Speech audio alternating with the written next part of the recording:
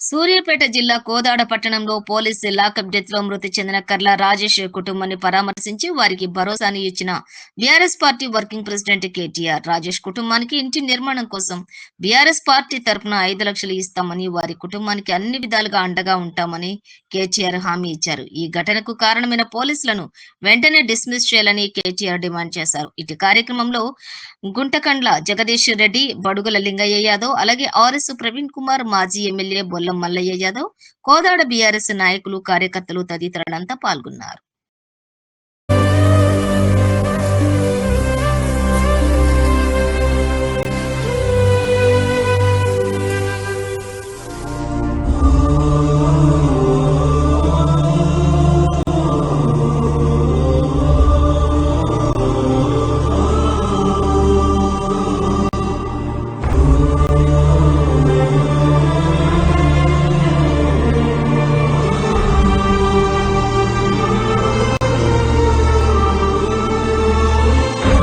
రాజకీయ ఒత్తిళ్లు ఏవైతే వచ్చినాయో వాటికి అనుగుణంగా ఆ తమ్ముడిని బలి తీసుకున్నది రేవంత్ రెడ్డి ప్రభుత్వం.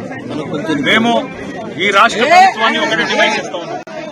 కాంగ్రెస్ పార్టీ యొక్క నాయకులు, కాంగ్రెస్ పార్టీ యొక్క స్థానిక ఎమ్మెల్యే గారు, కాంగ్రెస్ పార్టీ యొక్క మంత్రి గారు, పక్కనే హుజూర్ నగర్ నియోజకవర్గంలో ఉన్న మంత్రి గారు దీనికి బాధ్యత వహించాలి. ఖచ్చితంగా వారు సమాధానం చెప్పాలి. మాటికి ఆ దళిత యువకుడి హత్య లాకప్ లో ఇది ప్రభుత్వం చేసిన హత్యే. ఆ హత్యకు బాధ్యులైన డీఎస్పీని, సిఐని, ఎస్ఐని ఖచ్చితంగా డిస్మిస్ చేయాలి. సర్వీస్ నుంచి డిస్మిస్ చేయాలి. అట్లాగే ఆ ప్రభుత్వం తరపున గతంలో కేసీఆర్ గారి ప్రభుత్వం ఉన్నప్పుడు మరియమ్మ గారు అనే ఒక దళిత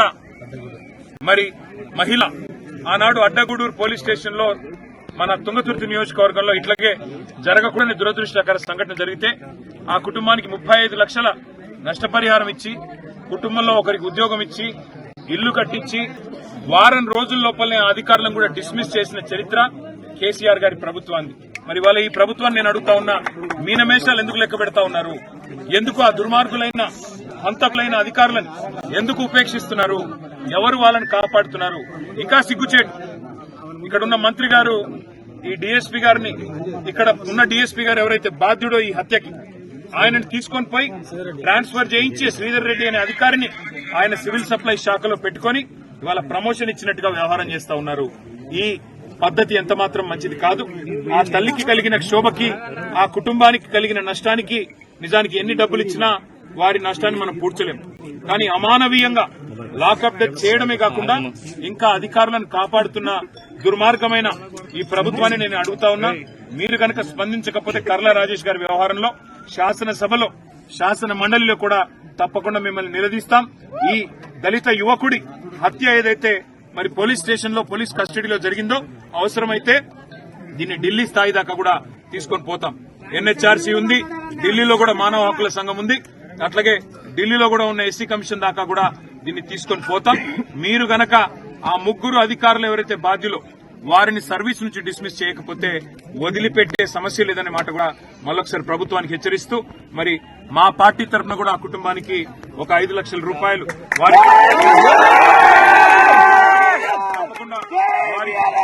వారికి ఆ ఇల్లు కట్టుకునే క్రమంలో కొంత ఇది వేడి నీళ్లకు చన్నీళ్ళు అన్నట్టుగా ఉపయోగపడాలని ఆ కుటుంబానికి తప్పకుండా మా మల్లయ్య యాదవ్ గారు, మా జగదీష్ రెడ్డి గారు, మా జిల్లా అధ్యక్షుడు లింగయ్య యాదవ్ గారు అందరూ కూడా అండగా నిలబడతారు. తప్పకుండా వారికి ఏ కష్టం వచ్చినా మా ఆర్ఎస్ ప్రవీణ్ గారు కూడా గతంలో వచ్చి వారిని పరామర్శించి ధైర్యం చెప్పిపోయారు. అట్లాగే ఈ కేసులో న్యాయం జరగాలని పోరాడిన మందకృష్ణ మాదిగ గారికి కూడా నా అభినందనలు. తప్పకుండా ఇట్లాంటి సందర్భాల్లో ఎవరైతే ప్రజా సంఘాల నాయకులు గట్టిగా నిలబడి మాట్లాడతారో వారికి తప్పకుండా మనందరం కూడా అభినందనలు చెప్పాల్సిన అవసరం ఉంది. ఆర్ఎస్ ప్రవీణ్ కుమార్ గారు అయితేనేమి, అట్లాగే ఇంకా ఇతర పెద్దలు ఎవరైతే ఈ అంశాన్ని రాష్ట్ర ప్రజల దృష్టికి తీసుకొని పోయే ప్రయత్నం చేశారో వారందరికీ కూడా అభినందనలు తెలియజేస్తూ, కాకపోతే ఆ తల్లికి, ఆ తమ్ముడు కమలాకర్కి ఇద్దరికి కూడా అండగా నిలబడి వారి కుటుంబం మళ్లీ స్థిమితపడేదాకా, వాళ్ళ కుటుంబం మళ్లీ ఒకసారి పడేదాకా అందరూ అండగా నిలబడాలని చెప్పి కూడా కోరుతూ, పత్రికా మిత్రులకు కూడా ప్రత్యేకంగా అభినందనలు. మీరు కూడా ఈ అంశాన్ని రాష్ట్ర ప్రజల దృష్టికి తీసుకొచ్చినందుకు పత్రికా మిత్రులకు కూడా ధన్యవాదాలు.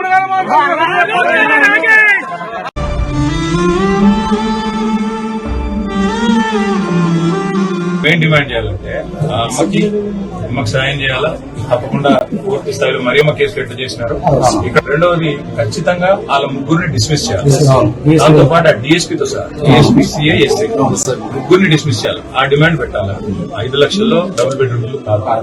అందుకే నేనేం చేస్తానంటే 5 లక్షలు గవర్నమెంట్ ఇవ్వండి, 5 లక్షలు మేము పార్టీ నుంచి ఇస్తాను. ఎందుకంటే అట్లయితే కనీసం 10 లక్షలు అది చేద్దాం. నేను వెంటనే మీరు మల్లన్న గారి ద్వారా పంపిస్తాను. మీరు తప్పకుండా అది కూడా ఇది కలిపి కట్టండి.